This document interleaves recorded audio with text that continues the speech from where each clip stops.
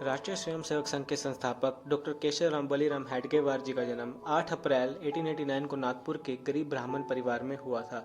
वे बचपन से ही क्रांतिकारी प्रवृत्ति के थे और उन्हें अंग्रेजी शासकों से घृणा थी।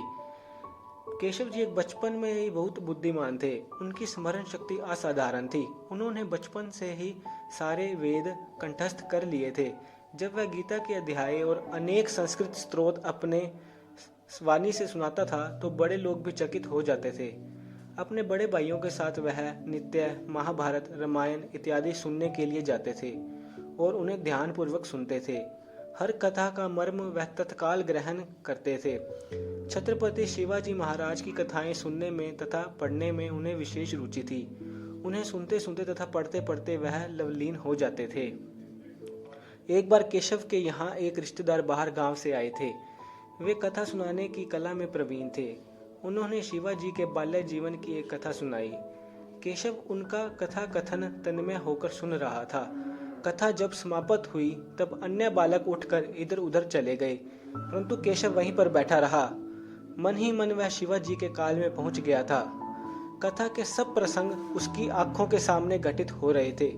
शिवाजी के सामंत पिता शाहजी बाल शिवाजी को लेकर बीजापुर के आदिल शाह के दरबार में पहुंचे। शाहजी ने कहा, मेरे प्रिय कुमार प्रणाम करो, शाहजहाँ को प्रणाम करो।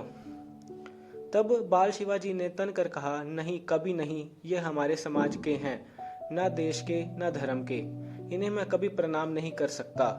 इसी समय किसी ने केशव को पुकारा, परंतु वह उत्तर न दे सका। जब पास आकर कंधा पकड़कर केशव को हिलाया गया तब कहीं वह इतिहास काल से वर्तमान काल में आ गया। इस छोटी आयु में ही केशव के मन में अपने देश के संबंध में विचार उठने लगे थे। एक बार की बात है, उस समय भारतवर्ष पर अंग्रेजों का राज था। उनकी रानी राज कर रही थी। उसका नाम था विक्टोरिया। जब उसके राजकाल के 60 वर्ष पूरे हुए तब अंग्रेजों ने साम्राज्य भर कर बड़ा समारोह संपन्न किया। विशाल सभाएं हुई। उसमें लंबे चौड़े भाषण देकर रानी को हर प्रकार से सराहा गया। सड़कों पर कमानें बंधवाई गई, ध्वजा पताका तोरण आदि बांधकर सड़कें सजाई गई और रानी के चित्र के जुलूस भी निकाले गए। इस समारोह के उपलक्ष्य में शालाओं में बच्चों में मिठाइयां बांटी गई। केशव की पाठशाला में भी बच्चों को मिठाई दी गई, पर नन्हे केशव को भी प्राप्त हुई। पर उस मिठाई को चूते ही केशव के ऐसी वेदना हुई जैसे उसे बिच्छू ने डंक मार लिया हो। उसके छोटे से दिमाग में इस प्रकार विचार चक्कर लगाने लगे, अंग्रेज लोग ना हमारे देश के हैं, ना हमारे धर्म के, ना मालूम कितनी दूर से वे आए हैं और हम पर राज करते हैं। उन्होंने हमें गुलाम बनाया है, वे हमारे शत्रु हैं। उनकी रानी को राज करते हुए 60 साल बीते, इसलिए हम खुशी क्यों मनाएं, हम मिठाइयाँ क्यों खाएं? छी छी, इस मिठाई को खाने का अर्थ है अंग्रेजों के राज्य को मान्यता देना, उनकी गुलामी में आनंद मनाना। इस मिठाई को खाना पाप है और इस मिठाई को खाना अपने देश के प्रति द्रोह करना है। नहीं नहीं, मैं ये मिठाई कभी नहीं खाऊंगा। जब विचारों में तीव्रता आ गई तब केशव ने झट से हाथ उठाया और मिठाई नाली में फेंक दी। उसके सहपाठी इस कृति को देखते ही रह गए। केशव ने उन्हें अपनी बुद्धि अनुसार बहुतेरा समझाया, पर केशव की बातें उनके समझ में ना आई। एक बार अंग्रेजों ने देश भर में तरह तरह के अन्यायपूर्ण कानून लगा दिए थे। यहाँ तक कि शालाओं में पढ़ने वाले कोमल विद्यार्थियों को भी उन्होंने बंधन में जकड़ने के लिए छोड़ा नहीं था। लोकमान्य तिलक जैसे महापुरुषों के व्याख्यान सुनने पर विद्यार्थियों को मनाही थी। देशभक्ति के विचारों का प्रचार करने वाले समाचार पत्र पढ़ना उनके लिए मना था। पूरा राष्ट्रगीत गाना तो दूर की बात है, विद्यार्थी केवल वंदे मातरम भी कह दें तो उन्हें भारी अपराध तथा दंड दिया जाता था। इन पाबंदियों को तोड़ने पर विद्यार्थियों को बेतों से मार पड़ती थी तथा उन्हें अन्य सजाएं भी दी जाती थी। उस समय केशव की आयु केवल 14 वर्षों की थी। वह नागपुर की नील सिटी हाई स्कूल का विद्यार्थी थे। अंग्रेज अधिकारियों की अन्यायपूर्ण करतूतें वहां आए दिन सुनता थे और उसके हृदय में तूफान उठते रहते थे। फलस्वरूप उन्होंने अपने मित्रों को जुटाकर एक योजना बनाई। हो हल्ला मचाए बिना हर कक्षा के प्रमुखों तक बात पहुंची और उन्होंने अपने साथियों को बताई। सबने दृढ़ता के साथ निश्चय किया और कहा, ऐसा ही होगा। शाला निरीक्षक अधिकारी निरीक्षण कार्य के लिए एक विद्यालय में आने वाले थे। सर्वप्रथम वे केशव की क्लास में आए। उन्होंने दरवाजे में पैर रखा ही था कि सब विद्यार्थी उठे खड़े हुए और उन्होंने एक स्वर में कहा, वंदे मातरम। तब दूसरी कक्षा की ललकार उठी, वंदे मातरम। फिर कक्षा से वंदे मातरम की गर्जना होने लगी। संपूर्ण पाठशाला में यही ध्वनि गूंजने लगी, वंदे मातरम, वंदे मातरम। शाला निरीक्षक का कार्य वहीं रुक गया। अधिकारी क्रोध के मारे आग बबूला होने लगे। वे झल्लाए, और इस बेवकूफ़ी की जड़ में कौन है पता लगाओ, सबको कड़ी सजा दो। यह सब बर्दाश्त नहीं किया जा सकता।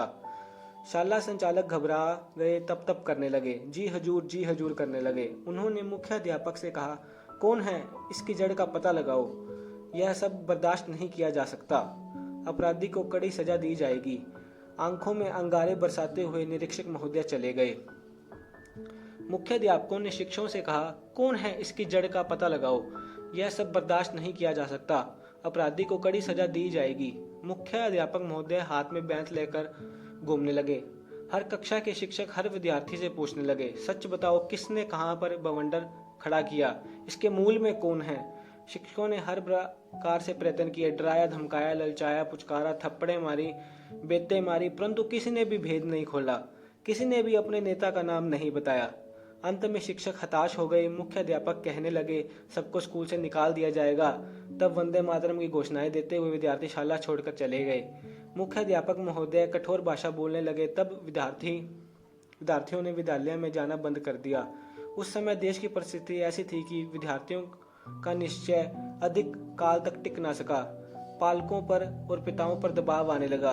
अधिकारियों ने हर प्रकार की चालबाजी का अवलंब करते हुए पालकों को अपने पालियों को क्षमा मांगकर विद्यालय में भेजने के लिए बाध्य किया। 1-1.5 मास के बाद सब विद्यार्थी फिर से विद्यालय जाने लगे। अर्थात केशव का अपवाद था। केशव उस शाला में नहीं गया। केशव ने कहा, मैंने कोई अपराध नहीं किया है, मैं कभी क्षमा नहीं मांगूंगा, मौखिक माफी भी नहीं मांगूंगा। मिठाई वाली घटना और वंदे मातरम वाली घटना से हमें पता चलता है कि केशव बचपन में ही अपने देश के प्रति कितने समर्पित थे। उन्होंने बचपन से ही, उनके जीवन को अगर हम ध्यान से देखें तो हमें पता चलता है कि उन्होंने अपना पूरा जीवन देशभक्ति में लगा दिया। डॉक्टर जी का पूरा संपूर्ण जीवन कष्टमय और त्यागमय था। वे अपनी हर बात में आत्मा उंडोलते थे। बचपन से ही उन्होंने देशभक्ति का व्रत ले लिया था। उनकी सोच दूसरे देशभक्तों के साथ नहीं मिलती थी, क्योंकि वे चाहते थे कि देश तो कभी ना कभी आज़ाद हो जाएगा, लेकिन अगर ये फिर से गुलाम ना बने, इसके लिए हमें किसी संगठन की जरूरत है, ताकि देश के व्यक्ति का निर्माण हो सके और हमारा देश पुनः कभी गुलाम ना हो सके। इसलिए उन्होंने राष्ट्रीय स्वयंसेवक संघ की स्थापना की और राष्ट्र को सुदृढ़ बनाने के लिए के साथ साथ हिंदू समाज को संगठित और अनुशासित में शक्तिशाली बनाकर खड़े करना अत्यंत आवश्यक है। हिंदू समाज के स्वार्थी जीवन, छुआछूत, ऊंच नीच की भावना, परस्पर सहयोग की भावना की कमी, स्थानीय नेताओं के संकुचित दृष्टिकोण वे एक भयंकर बीमारी मानते थे। इन सब बुराइयों को दूर कर होकर देश के प्रत्येक व्यक्ति को चरित्र निर्माण और देश सेवा के लिए संगठित करना ही संघ शाखा का उद्देश्य था। हिंदुत्व के साथ देश विभाजन का स्वप्न लेकर आज देश भर के इस शाखाएं लगती हैं, जिससे सेवाव्रती लाखों स्वयंसेवक संगठन के कार्य में जुटे हुए हैं। बहुत बहुत धन्यवाद।